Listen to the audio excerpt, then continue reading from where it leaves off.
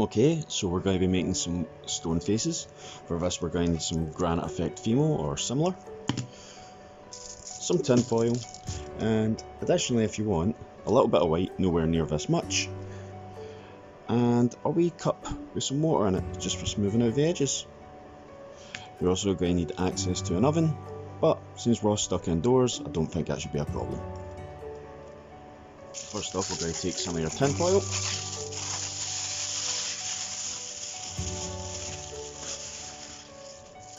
and we're going to dump it into a ball. Now, a block roughly this size can do a good sized stone head, probably a bit bigger than a tangerine, so I'm going to go a bit bigger than this.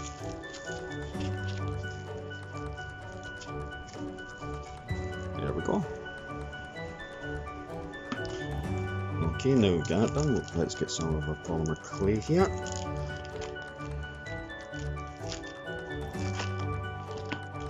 And we want to keep maybe 1/3 roughly aside for making features and stuff like that. So with this we're going to go ahead and start warming it up to get it nice and pliable and flatten it out. We'll come back to that. Okay, once you've got it about nice and flat, wrap it round the tinfoil ball.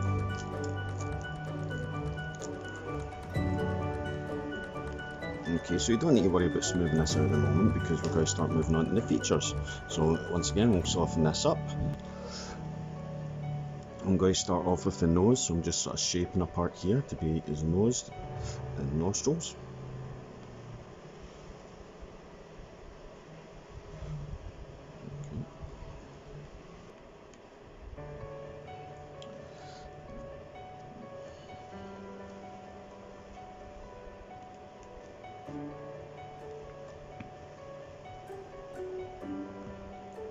I'm just going to put it on the front here.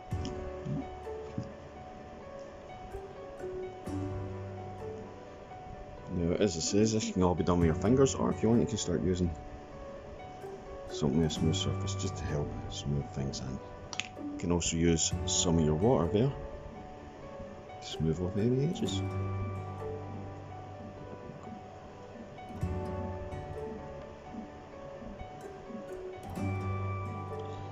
And I've made two smaller balls, and I'm going to put them on at the sides to become his nose, his nostrils, sorry.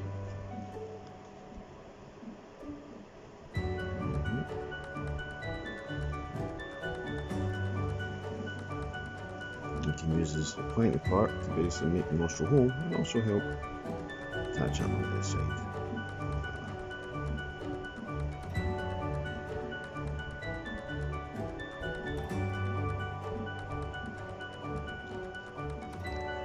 Okay, next up I'm going to do his mouth. So what I'm going to do is I'm going to take another part, I'm going to roll it into a snake.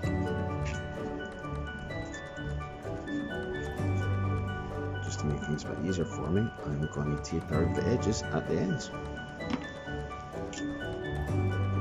Nice.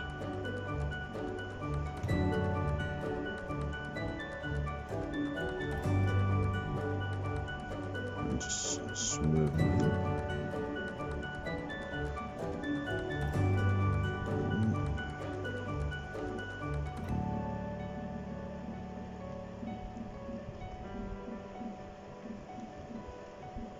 And just smoothed the edges along here, so it gives them a quite pronounced bottom lip.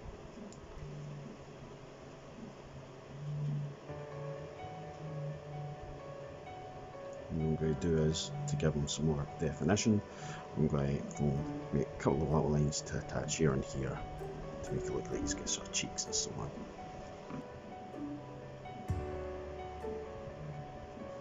Okay.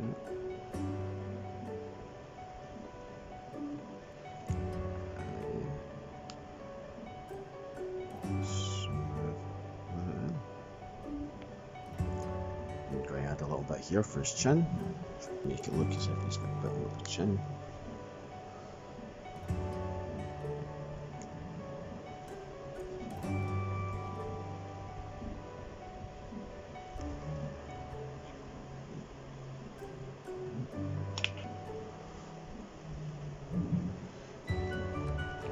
And what I'm doing here is I'm just pushing in to make some indents for where his eyes are going to be, just to make a wee recess for them.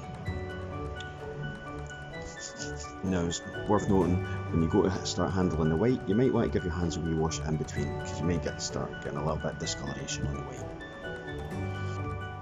You're not going to need a lot of white at all.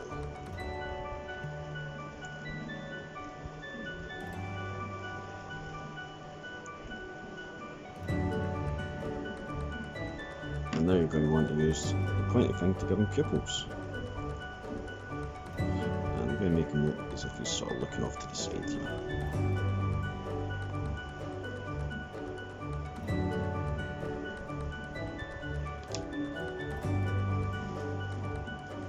Okay. Now I'm going to take another little bit here, I'm going to roll it into some more little sausage snake to give him some eyelids.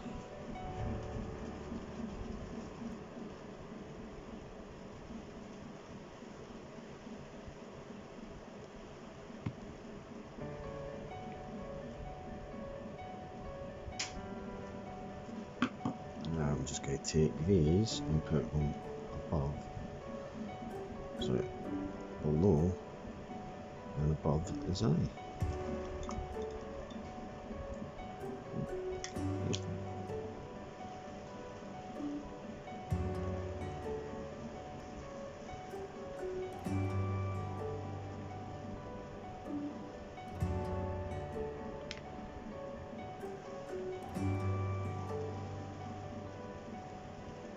Another one for up top of the upper eyelid,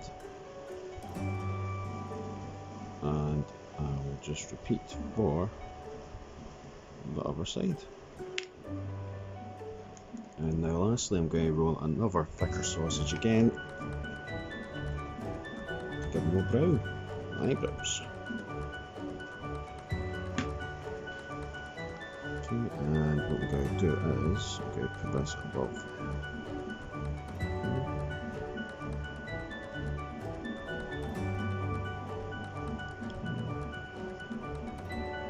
Smooth in the edges.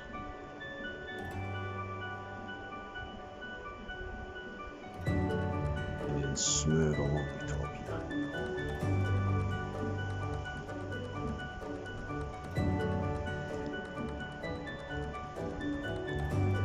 You can really make them quite expressive. I'm going to add another little bit along here, just to make it look like he's got a forehead wrinkle.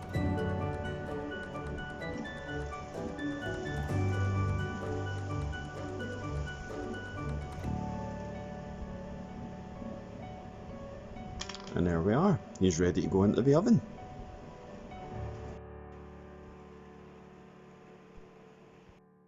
And when it's ready, remember to take out the oven. Be careful not to burn yourself.